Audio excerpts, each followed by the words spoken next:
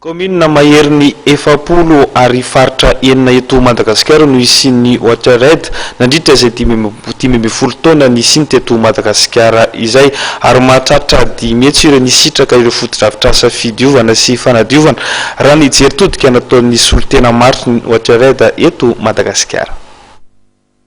Dia nandritra izay 10 taona izay dia tsara aloha ny mampatsiahy fa efa niasa zay teo amin'ny faritra teo amin'ny 7-8 teto Madagasikara. Dia tao anatin'izay rehetrarehetra izay name rano fisotro madio fanadiovana sy fidiovana ho an'olona eo amin'ny 10 mihitsy izay.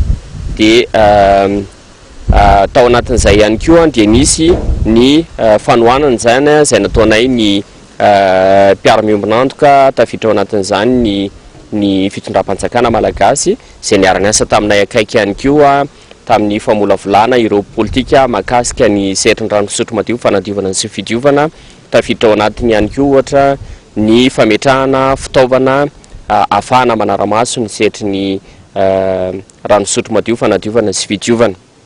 Dia tao anatin'izay rehetrarehetra izay maromaro zany ny karazana haitao, ny karazana traikefa zany noraisinay niaraka tamin'ireo mpiara-miombonantoka rehetra fa isan'ny tiako asongadina eto ny amin'ny hoe izay Watered Madagasikara tamin'ny fotoana nidiranay teto Madagasikara tamin'ny taona 2000 dia nametraka foana ny amin'ny hoe tsara ny ampifanindran-dalana mandrakariva ny rano fisotro madio ny fanadiovana sy ny fidiovana.